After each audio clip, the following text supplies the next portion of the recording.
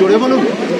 প্রথম কথা যেটা হলো কমিশন একবারকে মেনে নিচ্ছে যে জালিয়াতি হয়েছে, এই বিষয়ে আমরা সবাই একমত, কমিশনে একমত। দ্বিতীয়ত আমাদের তরফ থেকে রি এক্সামের যে দাবিটা ছিল সেইটা সম্পর্কে যখন আমরা স্যারকে বললাম, উনি বললেন যে কিছু জেলা থেকে রিপোর্ট এসছে এবং বাকি জেলার জেলা শাসক এবং পুলিশ সুপারদের কাছ থেকে রিপোর্ট আসছে, সেগুলো আস্তে আস্তে আরও 3-4 দিন সময় লাগবে। উনি একটা টেন্টেটিভ সময় বলে দিলেন যার মধ্যে রিপোর্টগুলো চলে আসবে এবং তারপরে পিএসসির ফুল বডি মিটিং আছে, সেক্ষেত্রে পিএসসি সিদ্ধান্ত নিয়ে পিএসসি কমিশনে জানিয়ে দেওয়া হবে এই পরীক্ষাটা নিয়ে পিএসসি যে সন্তুষ্ট নয় এবং পিএসসি কী করতে চায় সেটা জানিয়ে দেওয়া হবে। দ্বিতীয়ত কিছু কিছু জেলার বিরুদ্ধে ব্যাপক রকম জালিয়াতির অভিযোগ উঠেছে, সেই জেলাগুলোর এই যখন আমরা স্যারকে জানালাম যে স্যার এই অভিযোগগুলো আসছে, পিএসসি ভবিষ্যতের পরীক্ষাগুলোকে সুষ্ঠুভাবে নেওয়ার জন্য পরীক্ষাগুলোকে কলকাতা কেন্দ্রিক করে তোলার কথা ভাবছে, কারণ এক্ষেত্রে পিএসসির পক্ষে পরীক্ষাগুলোকে নিয়ন্ত্রণ করা অনেক বেশি সহজ হবে। সারা রাজ্য জুড়ে ছড়িয়ে থাকা পরীক্ষা সেন্টার এবং সেই সেন্টারগুলোতে চলা প্রচণ্ড রকমের জালিয়াতি আটকানো সত্যিই খুব শক্ত, এবং সেজন্য শক্ত হাতে এই পরীক্ষাগুলো নিয়ন্ত্রণ করার জন্য ভবিষ্যতে হয়তো এই সেন্টারের পেরিফেরিটা অনেক ছোট হয়ে যাবে।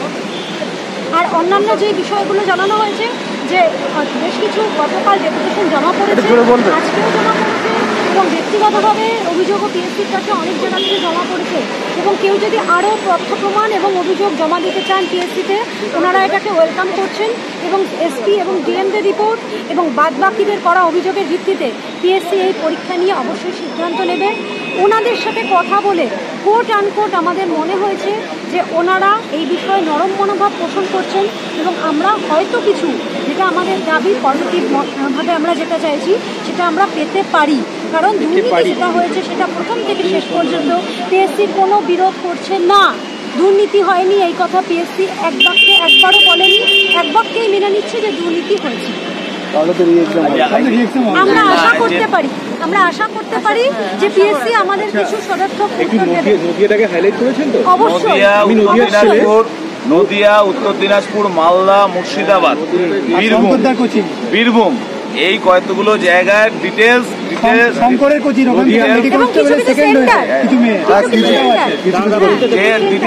যেটা আমরা বলেছি, এবং একটা জিনিস যেটা বলছে এটা আর একটা জিনিস যেটা বোঝার বিষয় আছে, যেটা হচ্ছে সিঙ্গেল টেস্ট, এরপরে ইন্টারভিউ ছিল, এরপরে পিএসসি আর কোনো পরীক্ষায় সিঙ্গেল টেস্ট পরে ইন্টারভিউ এইটাতে যাবে না। এইটাও যদি হয় তাহলে কিন্তু এত প্রশ্ন পাশের এই গল্পটাও কমে আসবে। এইটা হচ্ছে আমাদের বলার বিষয় ছিল। দ্বিতীয় লাস্ট যেটা বলবো, রি এক্সাম নিয়ে যে কথা আলোচনা হয়েছে, যেটা দেখুন যে ওদের প্রথমে ওরা বলতে চাইছিল যে কিছু সেন্টার বাদ দেন, তাহলে এরকম তো হতে পারে ওই সেন্টারে সবাই চুরি করেছে এরকম না, ওই সেন্টারে কিছু ভালো ছেলে মেয়েও জেনুইন পরীক্ষা দিয়েছে, তাহলে তারাও ডিপ্রাইভড হবে। আবার কোনো জেলা ধরে বাদ দিলেও সেই জেলায় সবটা হয়েছে এরকম না, কিন্তু যে জেনুইন নয় জালি ছেলে মেয়ে তাদের ওএমআর স্ক্যান করে কোন পদ্ধতিতে বাদ দেবে এটা পিএসসি সদুত্তর দিতে পারেনি। ওরা সেই কারণেই আমরা যতবার রি এক্সামের দাবি করেছি সেটা গুরুত্ব দিয়েই বলেছে যে ঠিক আছে আপনারা বলছেন, তোমরা বলছো, ভালো করে বলবো। ও জয়িতা এবং ও সিরিয়াসলি মানে ডিবেট করেছে, অনেকক্ষণ ধরে আলোচনা হয়েছে।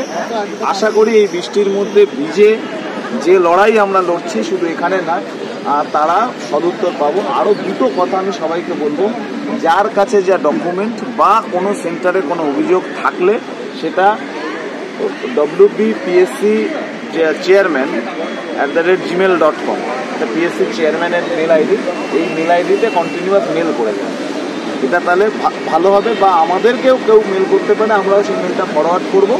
এইটুকু আমি বলছি যে লড়াইটা লড়তে হবে, এই লড়াইটা একদিনের নয়, একদিন লড়ে সবটা হয়ে যাবে এরকম নয়। আপনারা বলেছেন 27-28 তারিখ নাগাদ হচ্ছে একটা টেন্টেটিভ ডেট, যার মধ্যে ওনারা পিএসসির মিটিংটা করে নোটিফিকেশান করবে। সেটা যদি আমরা ধরে নিই ছুটি আছে গুড ফ্রাইডে, এটা সেটা এপ্রিল মাসের প্রথম দিকে যদি এটা জানায়, যদি আমরা স্যাটিসফাইড না হই, পিএসসি দুর্নীতিমুক্ত মঞ্চ এটুকু কমিট করছে ছেলে মেয়েদের কাছে, চাকরি প্রার্থীদের কাছে, রাজ্যের বেকার যুব সমাজের কাছে, যে এপ্রিল মাসে আবার আমরা রাস্তায় নামব। এবং প্রয়োজনে আদালতের কথা বারবার আমরা বলেছি যে যারা ডিপ্রাইভ হবে তারা কিন্তু আদালতে যাবে, বলে আমরা সেই ডকুমেন্টও রেডি করছি, যারা মামলা করবে সেই ডকুমেন্টও রেডি করছি, বলে সেটা আমরা করব, এইটুকু সবার কাছে বল। আমরা আশাবাদী রি-এক্সাম হচ্ছে, পরবর্তী পরীক্ষাগুলোতে যাতে জালিয়াতি আটকানো যায় তার জন্য কার্বন